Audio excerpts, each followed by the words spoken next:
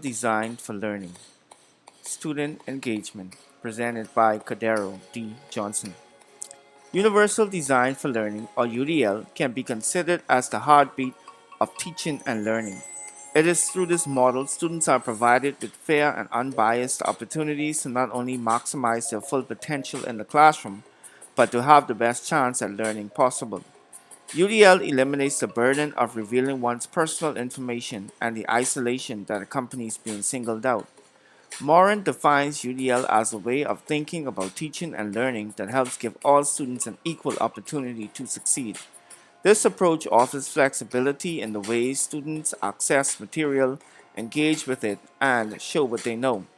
Restructuring lesson plans that meet UDL standards will no doubt be beneficial to all students, but it may be especially helpful for students who are faced with learning challenges.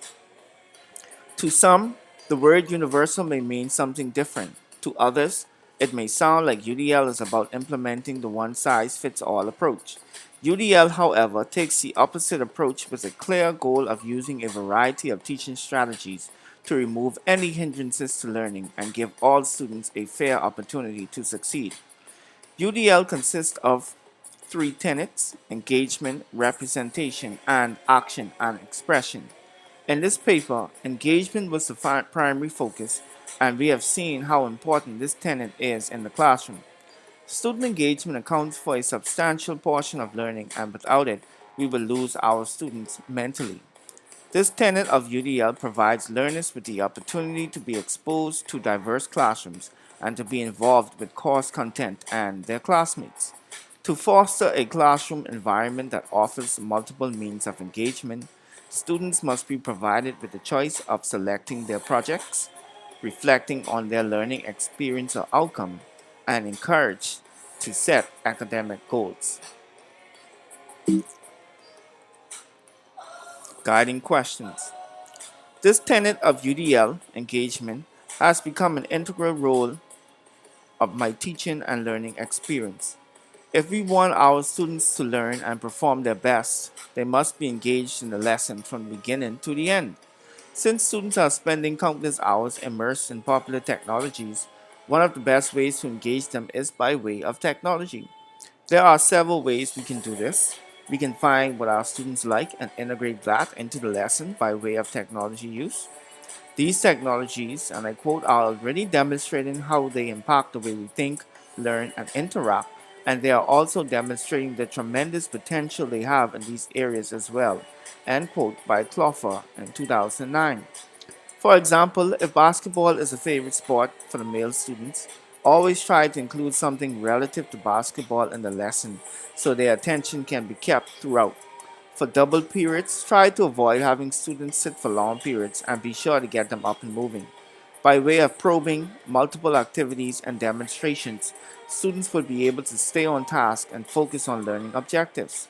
Students tend to perform better when they are fully engaged in the lesson, resulting in the overall achievement of learning objectives.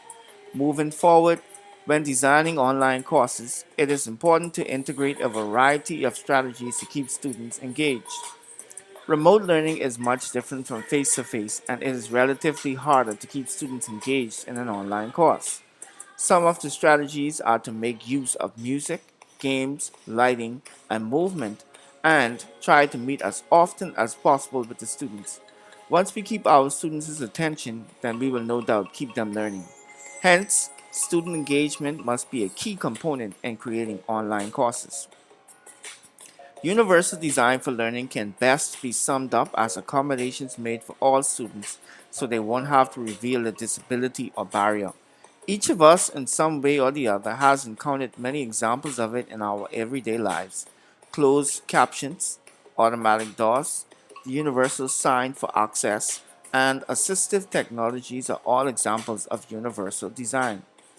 These design elements help people with disabilities and afford them the opportunity to be treated fairly. This same principle should apply to our classrooms. UDL provides flexibility, and when examining the tenets of UDL, student engagement plays an important role in the educational process. The lack of student engagement can be detrimental, and we will lose many of our students. By applying UDL principles in educational settings, teachers can effectively instruct diverse learners and keep them engaged. Accommodation for one population can be an accommodation for everyone, and once we shift our focus to creating a positive learning environment, we will no doubt create a lifelong learner.